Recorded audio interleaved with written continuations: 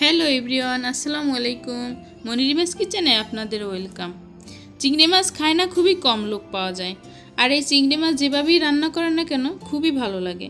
এখন আমি স্পেশালভাবে চিংড়ি ভুনা করে দেখাবো, খেতে আরও বেশি মজার হবে। চাইলে আপনারাও ট্রাই করতে পারেন। তাহলে চলুন ভিডিওটি দেখা যাক।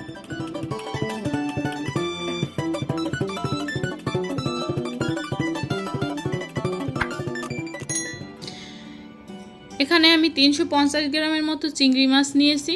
আর এই চিংড়ি মাছ আমি খোসা সহ পিঠের দিকে যেই খোসা দুটো আছে ওটা এরকম করে কেটে নিয়েছি। আপনারা চাইলে সম্পূর্ণ খোসা ফেলে রান্না করতে পারেন আর খোসা সহ রান্না করতে পারেন, কিন্তু আমার কাছে এটা বেস্ট মনে হয় আর খেতে খুবই ভালো লাগে। যখন খোসাটা ছাড়িয়ে খাই একটা আলাদা টেস্ট পাই। তো এখন আমি এটা তেলে ভাজার জন্য লবণ, হলুদ আর মরিচ হাফ চামচ করে দিয়ে দিছি। এবার ভালোভাবে মেখে নিচ্ছি। ভালোভাবে মেখে চুলায় চলে যাচ্ছি। এখানে একটা কড়াইতে পর্যাপ্ত পরিমাণে তেল দিয়ে মাছগুলো আমি দিয়ে দিচ্ছি। ছড়িয়ে ছড়িয়ে মাছগুলো দিচ্ছি। আর এই চিংড়ি মাছ কিন্তু বেশি ভাজা যাবে না।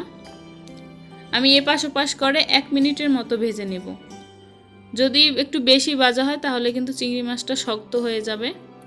এই টিপসটা কিন্তু মনে রাখতে হবে। তো 1 মিনিট পরে 1 মিনিটের মধ্যে 30 সেকেন্ডের মধ্যে আমি আবার উল্টিয়ে দিয়েছি। মোটামুটি 1 মিনিট মাছটা ভেজে এখন আমি একটা পাত্রে তুলে নিচ্ছি।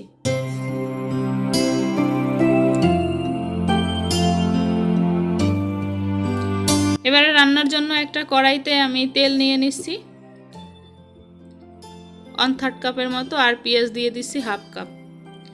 পেঁয়াজটা হালকা একটু নরম হয়ে আসলে এর মধ্যে 2 টেবিল চামচ আবার পেঁয়াজ পেস্ট দিয়ে দিচ্ছি আর 1 টেবিল চামচ রসুন বাটা দিয়ে দিচ্ছি।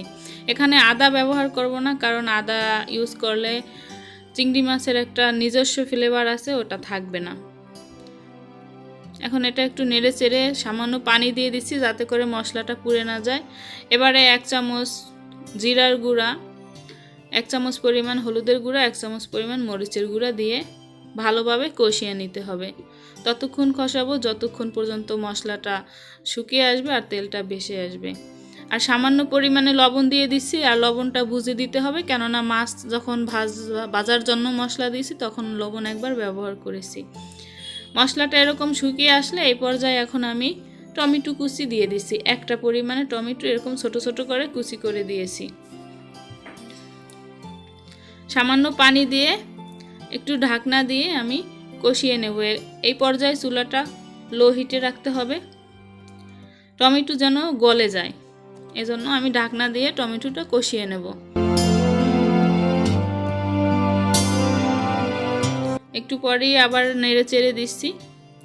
টমেটোর পানিটাও শুকিয়ে গেছে। এই পর্যায়ে আমি চিংড়ি মাছ যে ভেজে রেখেছিলাম ওগুলো দিয়ে একটু কষিয়ে নেব।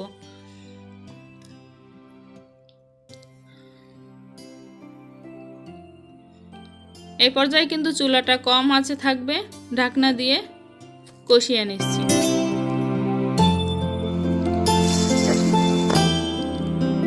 চিংড়ি মাছ কষানো কিন্তু হয়ে গেছে। এবারে 1 কাপ পানি লাগবে না, হাফ কাপ পরিমাণে আমি পানি দিয়ে দিচ্ছি, কারণ চিংড়ি মাছ হইতে বেশি সময় লাগে না। আগে যেহেতু একটু ভাজা ছিল এই জন্য এখন কম পানি দিলেই হবে। আর সাথে 8-10টার মতো কাঁচামরিচ দিয়ে দিচ্ছি। কাঁচামরিচের একটা আলাদা ফ্লেভার আছে, এটা যাতে চিংড়ি মাছে পাওয়া যায় আর দেখতেও কিন্তু অনেকটা সুন্দর লাগে, এজন্য দিয়ে দিয়েছি। 15 মিনিট পরে রান্নাটা প্রায় হয়ে গেছে। দেখতেই পাচ্ছেন যে কতটা লোভনীয়। কে কিভাবে রান্না করেন জানি না, তবে এই প্রসেসে রান্না করলে ভীষণ মজার হয় খেতে, আর সবাই খুবই প্রশংসা করবে। আর দেখলেই মনে হচ্ছে যে অনেকটাই মজার হয়েছে। তো আপনাদের ভিডিওটি যদি ভালো লাগে প্লিজ চ্যানেলটি সাবস্ক্রাইব করে পাশে থাকবেন, আর লাইক কমেন্ট শেয়ার তো আছেই। সবাই ভালো থাকবেন, সুস্থ থাকবেন। আল্লাহ হাফেজ।